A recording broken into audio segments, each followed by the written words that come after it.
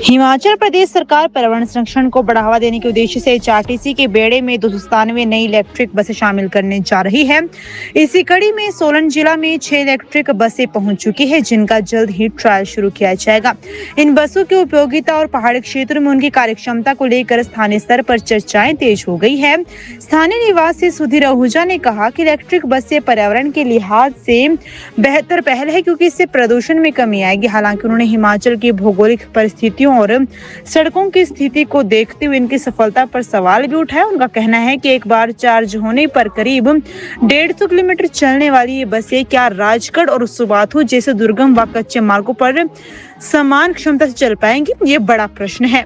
उन्होंने बसों के रूट निर्धारण को लेकर भी चिंता जताई। उनका मानना है कि यदि इन्हें केवल नेशनल हाईवे तक सीमित रखा गया तो आम जनता को अपेक्षित लाभ नहीं मिलेगा। इन बसों की वास्तविक उपयोगिता तब साबित होगी जब ये ग्रामीण और दूर दराज क्षेत्रों तक सुचारू रूप से सेवाएं देंगे। आहूजा ने किन्नौर, लाहौल स्पीति और चंबा जैसे ऊंचाई वाले क्षेत्रों में भी इन बसों की क्षमता पर सवाल उठाते हुए इसे बड़ा निवेश बताया। उन्होंने कहा कि ट्रायल के बाद ही स्पष्ट होगा कि ये बसें पहाड़ी इलाकों में कितनी सफल रहती है, अन्यथा ये योजना सरकार के लिए चुनौती बन सकती है।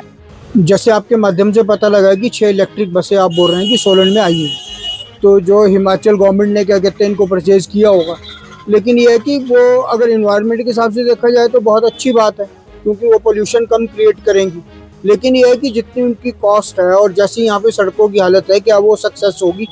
सबसे बड़ी बात यह है कि अगर आप ट्रायल करेंगे और वो जैसे पता लगा कि एक बार चार्ज होने के बाद वो 150 किलोमीटर के करीब चलेगी, तो अगर हम यहाँ से राजगढ़ वाले रोड पे लगाएंगे या यहाँ से हम क्या कहते हैं अगर किसी कच्चे रोड पे लगाते हैं, तो क्या वो बस क्या कहते हैं चल पाएगी और उसमें वो पावर मेंटेन रहेगी और वहाँ तक पहुँच के वो वापस आ जाएगी। और जैसे रोड कंडीशन है तो उस रोड कंडीशन का वो कॉप अप कर पाएगी। जैसे अगर हम स्पाटू रोड पे चलाएं तो वो बस चल पाएगी क्या, जैसे स्पाटू रोड की हालत है, या हम स्पाटू रोड से धर्मपुर वाले रोड पे चलाएंगे तो वो बस चल पाएगी। तो उसके लिए जो कौन से रोड निर्धारित करते हैं, अगर आप ये हाईवे वाले ही रोड निर्धारित करते हैं, अगर हाईवे भी चलाते हैं उसको शिमला सोलन पे, तो उस पर तो पहले ही बहुत बसें चल रही हैं, उसमें लोगों को तो कोई लाभ नहीं मिलेगा।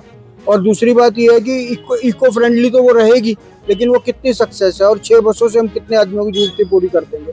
और अगर हम उसको गांव के लेवल पे चलाएंगे तो वो सक्सेस होगी क्या कच्चे रोडों पे। ये तो बहुत बड़ा क्या कहते हैं सोचने वाला विषय है और इसके ऊपर तो काफ़ी विचार करना पड़ेगा। और जब ये ट्रायल होंगे तो पूरा सक्सेस हो जाएगा, उसके बाद ही पता लगेगा कि इन एक्चुअल क्या पोजीशन है।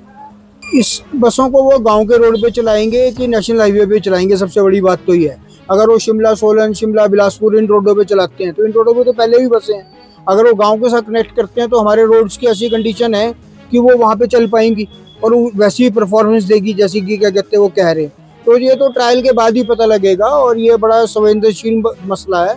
ये हम अगर इतनी महंगी खरीद रहे हैं ये बसें, कहीं ये सफ़ेद हाथी बन के ना रह जाए। जैसे आप बता रहे हैं कि इसमें क्या कहते हैं करीब 300 के करीब बसें हिमाचल में आ रही हैं। अगर 300 बसें आती हैं तो ये पर ऑन एन एवरेज अगर देखा जाए तो इसको 12 से डिवाइड कर लें हम, तो हर क्या कहते हैं ज़िले में कम से कम 25 बसें आ रही हैं। तो 25 बसें आएंगी, ये किन्नौर वगैरह में, लाहौल वगैरह में, वहाँ पे भी सक्सेस होंगी कि नहीं होंगी, कि ये शिमला सोलन मंडी इन जगहों पे ही क्या कहते हैं कामयाब होंगी। इसको देखना पड़ेगा, क्योंकि चंबा जैसा इलाका है, लाहौल स्पीति है, यहाँ पे ये सक्सेस भी होती है कि नहीं होती है, क्योंकि बहुत ज़्यादा चढ़ाई है वहाँ पे और वो उस लोड के साथ वहाँ पे सक्सेस भी हो पाएंगी कि नहीं हो पाएंगी। अभी जैसे ट्रायल होंगे इसके तो बाद में ये बात पता लगेगी।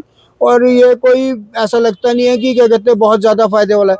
वैसे तो ठीक है कि ये ग्रीनरी और उसके लिए तो ठीक है, ये पोल्यूशन कम क्रिएट करेगी, लेकिन इसका सक्सेस रेट तो जब इसके सफल ट्रायल हो जाएंगे उसके बाद ही पता लगेगा, क्योंकि ये बहुत बड़ी इन्वेस्टमेंट है।